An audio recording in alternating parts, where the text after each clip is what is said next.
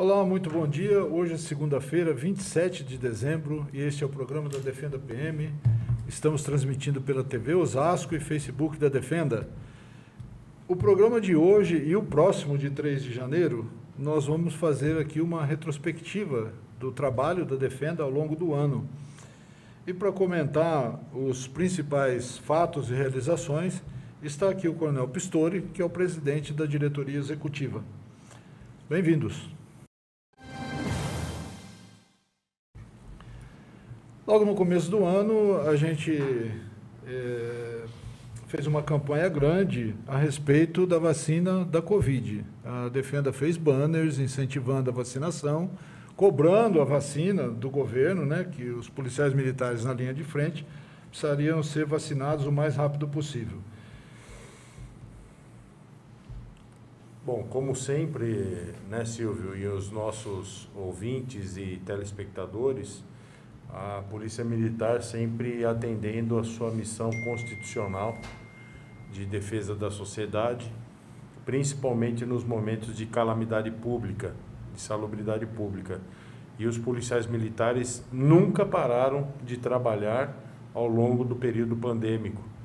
E, infelizmente, né, as autoridades superiores do Executivo e do Legislativo nos colocaram também à margem de direitos e obrigações que o Estado deveria ter em relação às funções daqueles que não abandonaram a sociedade num momento tão crítico, num momento de bastante dificuldade na defesa social. Obviamente existem outros profissionais, mas no caso aqui nós estamos falando dos policiais militares, das mulheres e homens, pais de família, que muitos deles inclusive foram vitimados.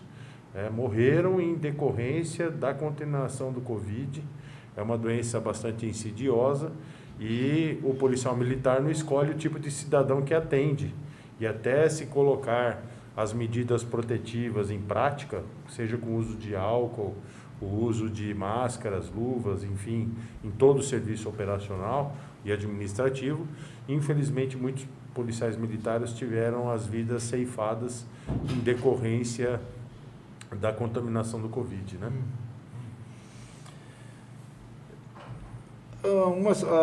Durante o ano, a Defenda fez uma série de banners, de críticas, sugestões, apoio.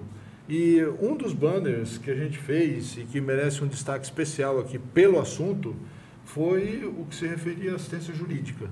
Esse é o banner. Esse daí, quando a Defenda anunciou que esse era o mais novo benefício para os associados, né? Esse é um assunto amplo, né, que eu pediria um pouco mais de consideração da sua parte, então. Bom, primeiramente, é uma necessidade de o policial militar ter, devido à sua prerrogativa funcional de exercer a segurança pública, de estar à frente daqueles que são vítimas do crime, da criminalidade, muitas vezes nessa interlocução com o crime, o policial militar, ele, ao usar a força legal do Estado, ele se vê numa situação de que o resultado da sua atuação, obviamente, vai ter as ações judiciais decorrentes, né? Evidentemente, às vezes de uma ação policial surge aí um marginal no confronto, ele veio a ser morto em conflito com a polícia militar, e o policial militar, não só nessa, mas nas ocorrências de lesões corporais, nos desentendimentos, eventualmente aí alguém seja acusado de algum tipo de abuso ou mau uso da força, todo esse cenário de atividade policial, infelizmente, foi inclusive até promessa de governo, né, de que o policial militar ele fosse assistido pela Procuradoria do Estado com seus defensores, os melhores do Estado, inclusive, e obviamente isso daí não foi concluído, não foi levado a efeito. Estamos aí no terceiro e último ano de mandato do atual governo e até agora isso não foi cumprido. Mas, atrelado à nossa missão de defesa dos policiais militares e da Polícia Militar, a Defenda, preocupada com isso, lançou dentro da sua carteira de benefícios a assistência jurídica aos policiais militares. Inclusive, houve uma mudança estatutária a ponto de nós podermos agregar associados beneficiários. Ou seja, a Associação de Oficiais Militares do Estado de São Paulo, em defesa da Polícia Militar, a Defenda PM, a princípio criada e formada por oficiais, mudou o seu estatuto a ponto de poder receber praças, do soldado ao subtenente, indistintamente, todos aqueles que queiram fazer jus a esse tipo de benefício, que é assistência jurídica, em razão da função que o policial militar muitas vezes precisa e fica praticamente abandonado. Então, ocorrências que envolvam atos de serviço, né, seja em razão da função ou o ato de serviço propriamente dito, conselhos de disciplina, IPMs, toda uma série de serviços tipicamente do direito militar e disciplinar, que muitas vezes usa advogados de uma maneira geral, não tem uma formação específica nesse sentido, porque é um direito especial. Então, com essa assistência jurídica, nós praticamente fazemos um seguro profissional ao policial militar. Hoje, estima-se que um tribunal do júri, se o policial for receber essa conta de ter que passar por um julgamento do tribunal do júri, hoje, minimamente, uma ação dessa, para ser defendido, o policial militar gastaria acima de 50, 70 mil reais, dependendo do advogado. E aí surge aquele cenário, quantas pessoas se precavem nesse momento, né? Então acaba tendo que vender um carro, fazer um empréstimo, vaquinhas, ajuda da família, e através desse seguro profissional, mediante a assistência jurídica, o policial militar ele tem a segurança de que, em acontecendo um fato ou vários fatos em decorrência da função, ele será devidamente assistido e, inclusive, né, tem um outro detalhe, que em caso de sua morte, na promoção pós-morte, na questão da aposentadoria, né, no caso, passagem para a reserva devido à sua incapacitação permanente, sequelas, por exemplo, essa assistência jurídica também cobre esse tipo de ação. Não se resume a ações contra a fazenda pública, não, mas essa assistência jurídica o policial militar terá por um preço muito aquém daquilo que é cobrado normalmente no mercado, né? Uma mensalidade bastante acessível e importante que o policial militar se precaveja, principalmente em defesa da sua profissão. E isso vale para todos? Isso vale para todos indistintamente. O associado nato, que são os oficiais, ele já tem isso incorporado na sua mensalidade, mas o policial militar que fizer interesse e quiser ter assistência jurídica, ele pode ser associado, beneficiário da Defenda, obviamente sem direito a voto, mas ele terá não só esse, como vários outros benefícios. E só vale para os casos em decorrência da função. Em decorrência da função. E é bom lembrar, bem lembrado também, que em outros casos que envolvam, por exemplo, direito de família e tal, os advogados da assistência jurídica têm feito parcerias que faz com que, inclusive, os honorários advocacícios sejam bem reduzidos do que também são praticados aí no mercado. Perfeito. Bom, a Defenda tem participado ativamente da campanha unificada por reajuste salarial, né? Nós vamos falar disso um pouquinho mais para frente, mas antes disso, lembrar que logo no lançamento da campanha, lá na Assembleia, naquela audiência pública, ali nasceu uma conversa com o Sindicato dos Delegados, a doutora Raquel Galinatti, e a Defenda, mais tarde, foi fazer uma visita lá no sindicato, né? De lá saiu um documento para a Secretaria de Segurança Pública e que acabou numa reunião lá com o secretário. Então, vamos começar aqui, desde a reunião do sindicato. A reunião foi feita no dia 8 de outubro, aí está a doutora Juliana ali à esquerda, de blusa laranja, depois a doutora Raquel Galinatti, depois o presidente da Defenda, o Pistori, e depois o secretário executivo da Defenda, o coronel Ernesto. Então, vamos rememorar o que aconteceu aí e a partir daí. Eu reputo que esse primeiro encontro tenha sido histórico, porque apesar de haver uma unidade da segurança pública, as instituições, infelizmente, por uma política desastrosa de segurança pública, sempre, ou pelo menos sempre demonstrou não muito boa vontade em que as instituições da Polícia Civil, da Polícia Militar, da Polícia Técnico-Científica, agora da Polícia Penal, que é outra pasta, tivessem uma perspectiva de união. Tamanho é o estado de pauperização dos policiais e da segurança pública que justamente eles estão provocando isso daí. Em que pese as diferenças institucionais e as prerrogativas funcionais de cada órgão da segurança pública, o fator de união em relação à falta de valorização dos policiais, o desprezo de uma política pública de segurança séria, que paute não só com investimentos na parte patrimonial, porém o investimento no elemento humano, infelizmente, não tem acompanhado a necessidade a ponto de hoje as polícias de São Paulo terem a maior carga de trabalho pela população e pela missão que tem, com o pior salário do Brasil. Isso já é constatado nacionalmente. Para nós é um fator de bastante vergonha para o Estado. Estão colocando as mazelas da segurança pública na conta da polícia. Quando a segurança pública melhora, muitos estudiosos falam que quem me ajudou a melhorar a segurança pública foi o índice de emprego, o índice de alfabetização, outros elementos que não o trabalho policial. E quando a segurança pública piora, os indicadores criminais pioram, as mazelas recaem única e exclusivamente para os agentes da força da lei no nosso Estado. E isso daí é uma situação, uma narrativa muito cruel com os profissionais que dedicam horas e até a própria vida em defesa da sociedade. Então essa reunião ela foi bastante profícua. Tivemos ali a perspectiva de fazermos uma reunião com o secretário de Segurança Pública, justamente para ouvir dele, que é a autoridade em segurança pública no nosso Estado, obviamente que superior a ele o próprio governo, que até o momento não sinalizou em nenhum cenário positivo de efetiva valorização.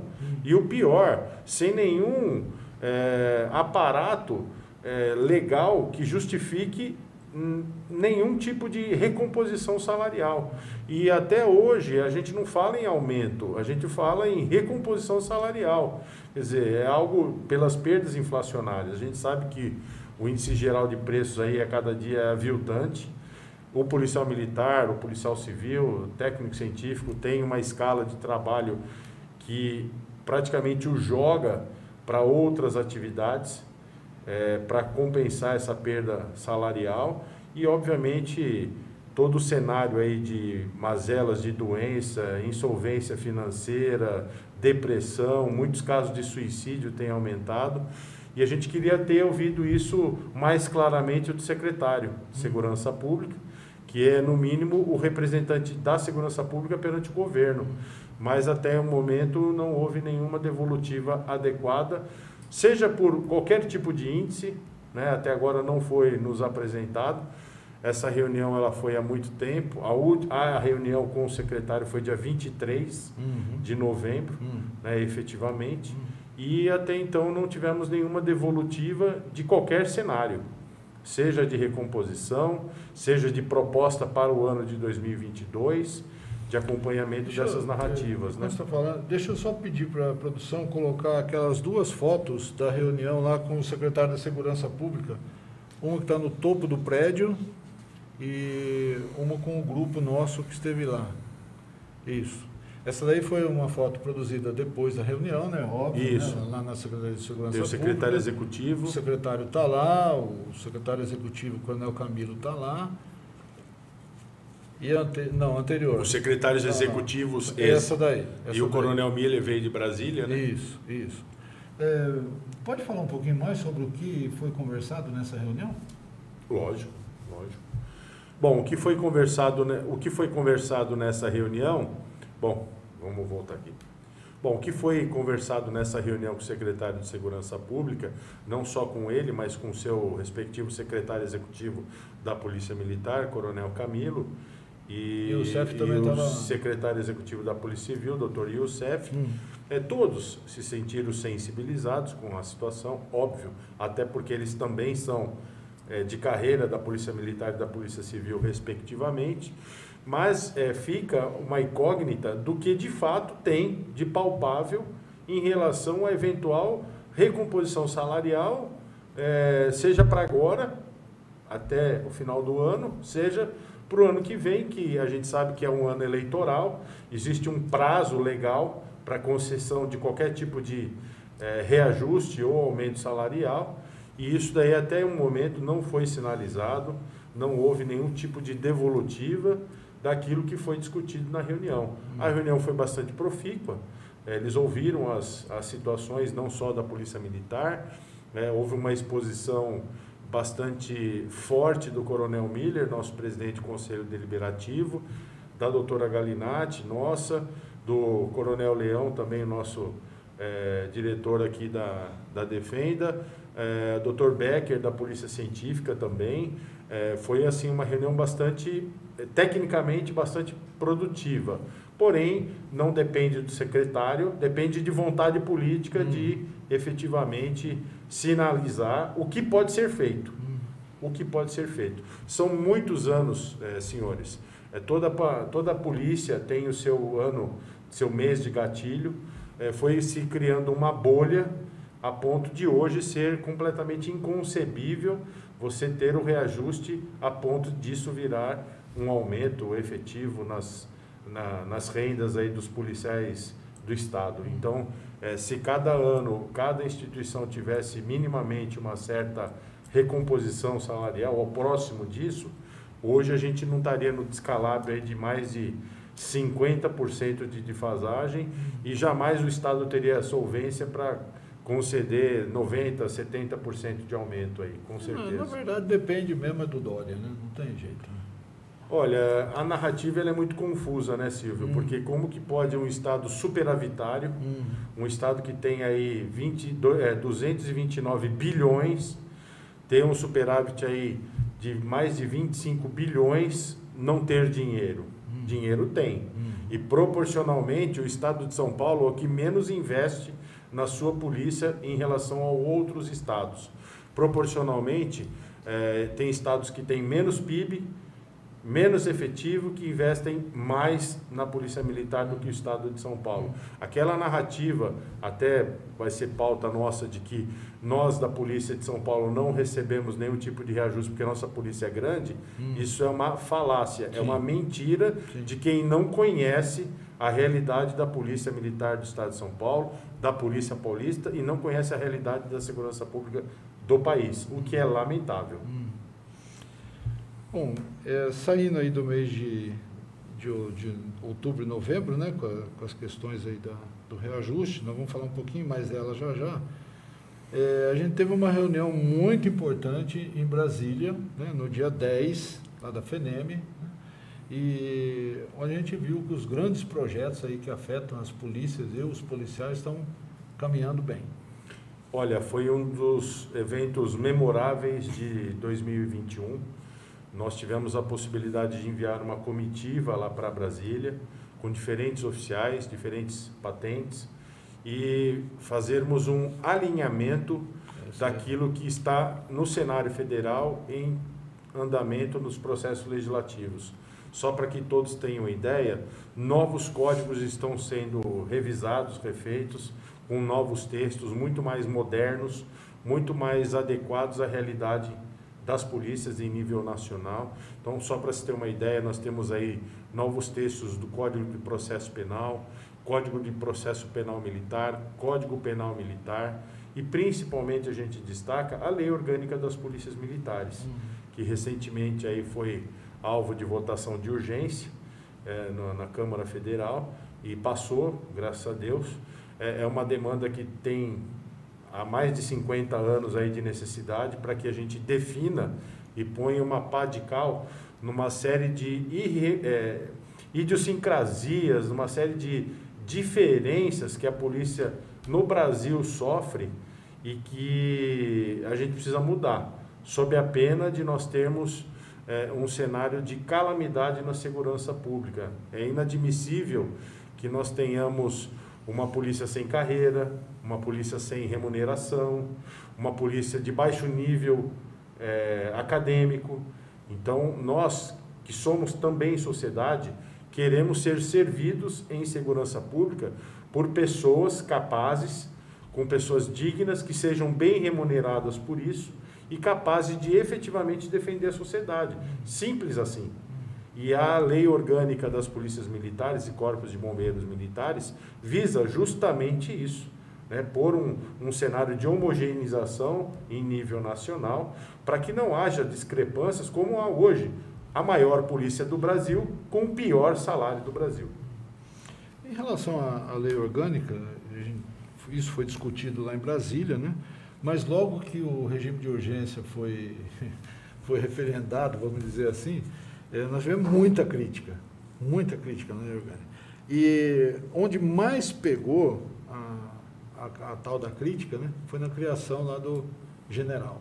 Vamos ter um general na polícia, né?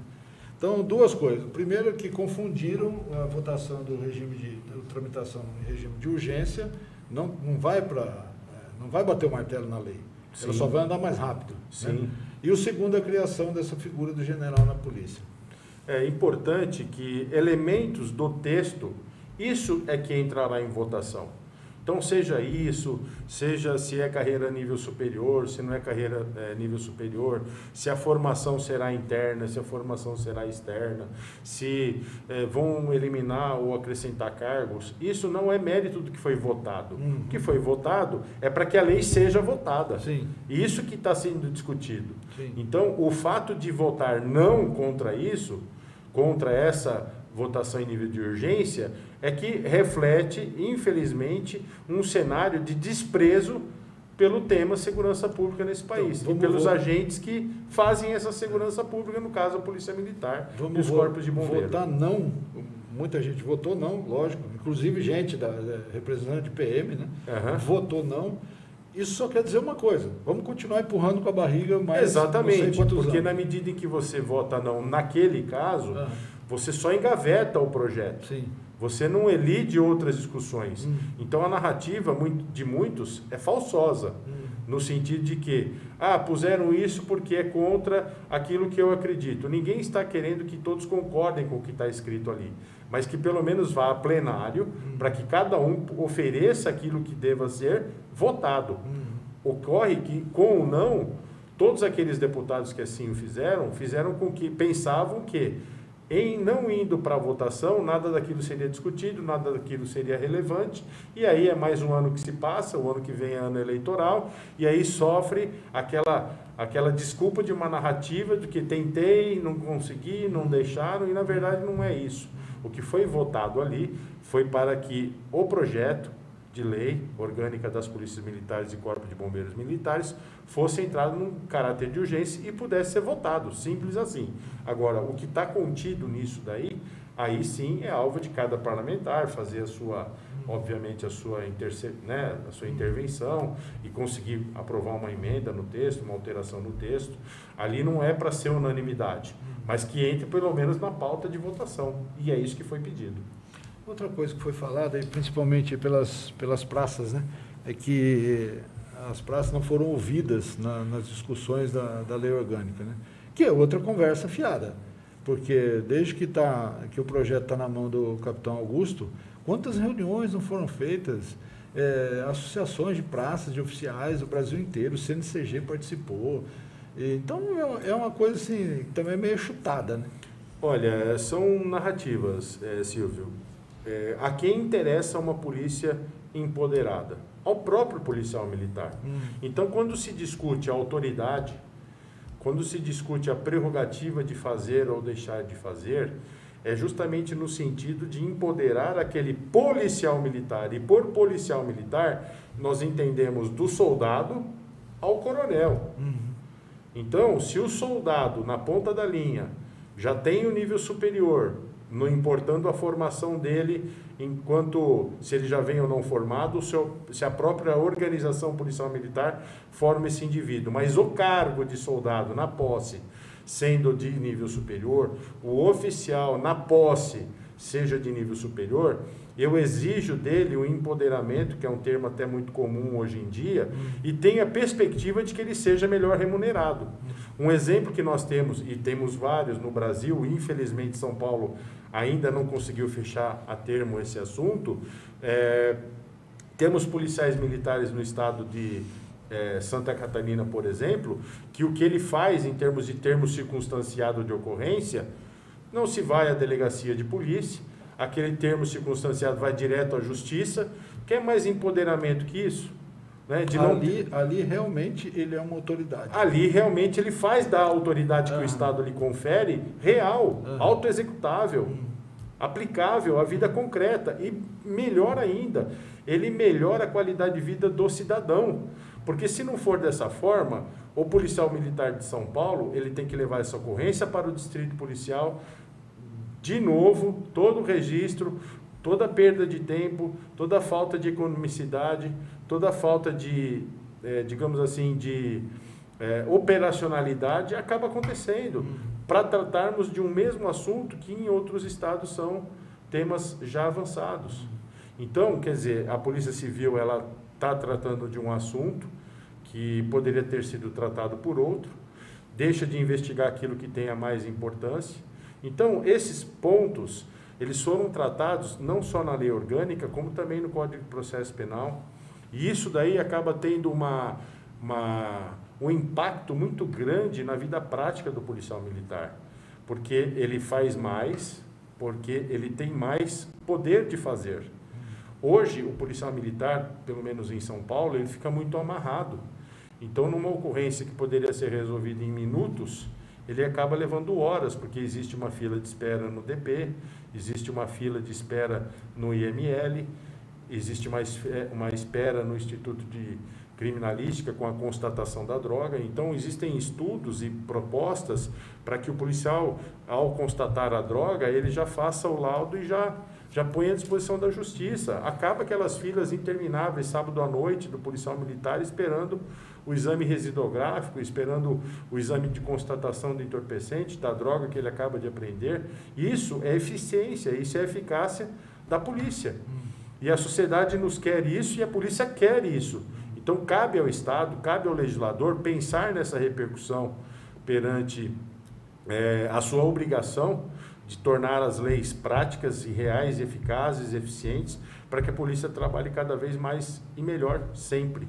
E isso daí está sendo discutido. Então, quando o soldado, ou essa pessoa que fala, que o soldado não foi ouvido, isso é uma verdadeira de uma narrativa que quer desconstruir todo o trabalho, não só de um deputado. Eu acho que a gente reduzir isso a uma pessoa ou a duas seria muito leviano. Existe a FENEM, que é a Federação das Entidades Nacionais, das entidades militares estaduais, que faz basicamente esse trabalho de assessoramento, e que congrega várias associações de diferentes postos, de diferentes graduações pelo Brasil inteiro. Então, quer dizer, é uma narrativa que desconstrói aquilo que está sendo bem feito. Pode ser o ideal? Pode ser o ideal. Porém, essa narrativa às vezes é meramente eleitoreira ou desviante daquilo que a gente espera da função aí do legislador, né? Infelizmente, a gente tem que lidar com isso também, mas a gente tem que perseverar nesse cenário, né? A Defenda, ela participou ativamente desses processos. O nosso principal expoente lá, que hoje também é diretor da FENEM, é o Coronel Miller, ele acompanha par e passo as tramitações dessas legislações inteiras, até pelas comissões que esses assuntos passam. Então, não é um tema monocrático, não é um tema monográfico, isso perpassa por várias entidades, várias associações. Então, basta a pessoa ter interesse e saber quem está envolvido no processo. Nesse assunto, nós estamos em cima do tempo aqui, mas eu preciso fazer mais uma pergunta, porque isso daqui vem desde o nascimento da Defenda, né? Na nova lei orgânica está previsto lá um nível superior para a entrada na polícia, né? E a Defenda vem defendendo que a Escola de Soldado deve trazer para dentro da escola gente com nível superior e na academia com bacharelado em Direito, pelo menos. Esse é resultado de um trabalho que a Defenda fez de bastidor ali. A Defenda vai continuar defendendo isso, como que vai caminhar daqui para frente? Existem várias perspectivas. O comando da instituição da Polícia Militar, em conversa com o Coronel Alencar, ele não é desfavorável, né? O comando da Polícia Militar não é desfavorável ao nível superior. Mas um dos grandes dilemas que a gente pode enfrentar lá na frente é a formação desse bacharel em Direito que vem para a Polícia Militar, porque a nossa função ela é diferenciada. Então nós não estamos aqui meramente cuidando de processos, cuidando de inquéritos, da parte cartorária. A nossa função envolve muito mais além do que uma visão cartorial ou de escritório. Então a formação do policial militar, seja em nível de praça, seja em nível de oficial, ela tem que ser diferenciada. Então a proposta meio que do meio é nós tentarmos ter um delay aí, um período para que as instituições se adequem. Na lei orgânica, se eu não me engano, estão 6 anos, né, para que as corporações se adequem e possa ter uma espécie de sistema híbrido, em que o policial, né, que queira ser oficial, ele no período em que ele está na academia, a academia valeria ao seu final como um curso de graduação em bacharel em Direito. E na posse como oficial, aí sim o cargo de oficial seria em nível superior, entendeu? De uma forma que a PM não perca o seu processo de formação do seu efetivo e ao mesmo tempo o cargo continue ou passe a exigir a formação em nível superior. Todos ganham. Ganha a instituição, ganha o funcionário que adentra a carreira, né? Afinal de contas, quanto mais conhecimento, mais você tem a perspectiva até de expansão dentro da carreira. Isso, existem N estudos, quanto maior o nível universitário dos seus funcionários, o conhecimento ele não tem limites. Então esse é um processo que está sendo construído. Alguns estados adotam o nível superior em bacharel puro, então o indivíduo lá tem o seu curso de Direito no currículo, aí o processo de formação dele é mais reduzido. Esses impactos da formação a gente vai ver lá na frente. Para São Paulo, a perspectiva é de que haja essa formação híbrida. Para policial militar, é a mesma coisa, mas já é uma realidade também. Muitos concursos, de 20% a 30% dos candidatos já vêm com nível superior. Sim. E nada impede, até porque também hoje o soldado, ao se formar, ele se forma em técnico em segurança pública, é curso também superior. Então, quer dizer, é a posse que interessa enquanto cargo e aí isso acaba refletindo em remuneração. Nenhum lugar no país, e é bom que se fale, se ganha bem com nível médio. Então a narrativa é clara, né? Ninguém vai ganhar bem com nível médio de concurso.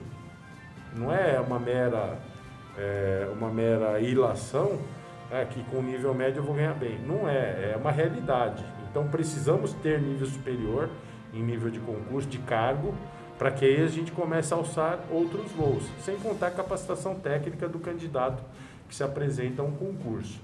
E a gente precisa investir nesse diálogo de formação do nosso policial para que ele melhor possa servir a sociedade. Muito bom. Então, a gente está chegando no final desse primeiro programa de retrospectiva. O programa está sendo exibido hoje, que é dia 27 de dezembro, então nós já passamos o Natal, né? Com certeza. Daqui a pouco aí estamos entrando em 2022. Vamos deixar uma mensagem de ano novo para os associados da Defenda?